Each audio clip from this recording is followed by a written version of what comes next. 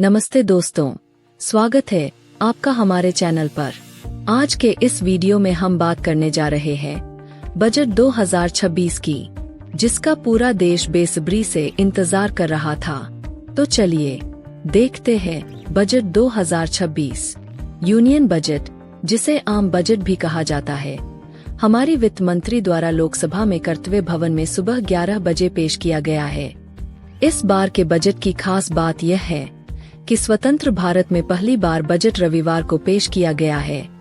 साथ ही हमारी वित्त मंत्री पहली ऐसी वित्त मंत्री होंगी जिन्होंने लगातार 9वीं बार बजट पेश किया है, और वे पहली ऐसी वित्त मंत्री होंगी जिन्होंने इस नए कर्तव्य भवन में बजट पेश किया है।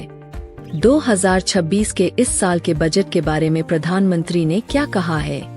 उन्होंने कहा है कि यह बजट विकसित भारत 2047 की ऊंची उड़ान का मजबूत आधार है। यह बजट अपार अवसरों का राजमार्ग है।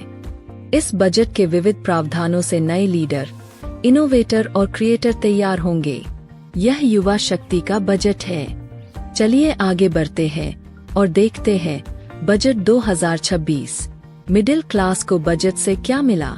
लोगों को उम्मीद थी स्टैंडर्ड डिडक्शन की लिमिट को 75,000 रुपए से बढ़ाकर 1 लाख रुपए की जा सकती है, लेकिन ऐसा नहीं हुआ। ऐसे में मिडिल क्लास के हाथ खाली रहे। हालांकि कुछ ऐलानों से उन्हें फायदा होता भी नजर आ रहा है। इनमें जरूरी दवाओं पर ड्यूटी से छूट दिए जाना शामिल है। बजट में कैंसर और शुगर समेत 17 दवाओं पर सीमा शुल्क खत्म कर दिया है। इसके अलावा कई प्रोडक्ट्स पर कस्टम ड्यूटी घटाए जाने से जूते, चप्पल, स्मार्टफोन समेत कई मिडिल क्लास के उपयोग की चीजें सस्ती हो जाएंगी। किसानों के लिए क्या खास? दुग्ध, पोल्ट्री और पशु व्यवसायों का आधुनिकीकरण किया जाएगा।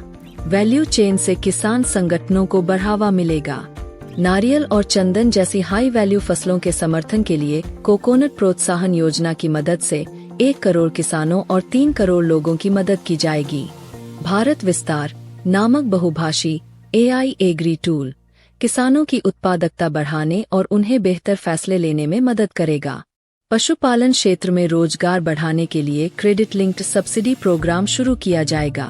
हेल्थ और मेडिकल सेक्टर, वित्त मंत्री ने ऐलान किया कि 5 मेडिकल हब में प्राइवेट सेक्टर की भागीदारी होगी। वहां आयुष केंद्र, डायग्नोस्टिक सर्विसेज, पोस्ट केयर और रिहैब सेंटर विकसित किए जाएंगे, जिससे हेल्थ सेक्टर में रोजगार बढ़ेगा। हाई क्वालिटी के आयुर्वेदिक उत्पादों के निर्यात को बढ़ावा दिया जाएगा। बायो फार्मा स्कीम का भी ऐलान किया गया है। महिलाओं को बजट से क्या मिला? ग्रामीण महिलाओं के लिए शी मार्ट्स का ऐलान किया गया है। She self help entrepreneur marts शुरू किए जाएंगे, जहां महिलाएं अपने उत्पाद आसानी से बेच सकेंगी। करीब 800 जिलों में छात्राओं के लिए हॉस्टल बनाए जाएंगे।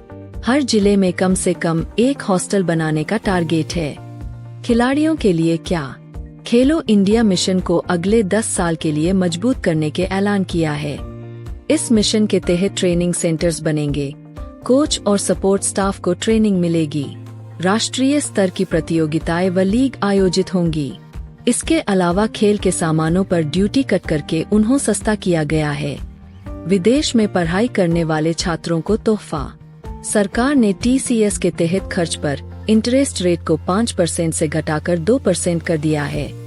यानी आप विदेश में अपना पैसा खर्च करते हैं तो कम ब्याज देना होगा। विदेश में पढ़ाई और इलाज अब सस्ता हो जाएगा। मैन्युफैक्चरिंग सेक्टर, EMS यानी इलेक्ट्रॉनिक्स मैन्युफैक्चरिंग सर्विस सेक्टर के लिए 40,000 करोड़ रुपए खर्च करने का ऐलान किया गया है। PLI स्कीम के लिए एलोकेशन डबल करने के कारण EMS कंपनियों के शेयर में जोरदार एक्शन दिख रहा है। शेयर बाजार, सरकार ने सिक्योरिटी ट्रांजैक्शन टैक्स STT को बढ़ाया है। STT को पहले 0.1% रखा गया था, लेकिन अब इसे बढ़ाकर 0.15% कर दिया गया है। इसका असर शेयर बाजार में भूचाल, स्टॉक मार्केट क्रैश के रूप में दिखा और निवेशकों के 8 लाख करोड़ रुपए स्वाहा हो गए। जवानों के लिए क्या? ऑपरेशन सिंदूर की सफलता के चलते डिफेंस सेक्टर के लिए बड़े ऐलान। डिफेंस फोर्सेज के लिए 2.19 लाख करोड़ रुपए पूंजीगत खर्च का प्रावधान है। रक्षा मंत्रालय को 7.8 लाख करोड़ रुपए दिए गए हैं। इसमें सेना के आधुनिकीकरण पर सरकार का फोकस दिखा है। MSMEs champion.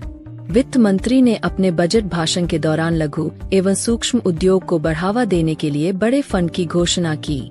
सरकार ने 10,000 crore MSME growth fund (MSMEs growth fund) के लिए आवंटित किया है और सरकार का उद्देश्य चैंपियन एमएसएमई तैयार करना है। तो ये थी बजट की खास बातें। तो साथियों, क्या आप इस बजट से खुश हैं? क्या आपको इस बजट से कुछ फायदा हुआ है? हमें कमेंट करके जरूर बताइए। अगर आपको वीडियो अच्छा लगे तो लाइक, शेयर और सब्सक्राइब करके चैनल को फॉलो करें। मिलते हैं अगले वीडियो में एक नए मुद्दे के साथ।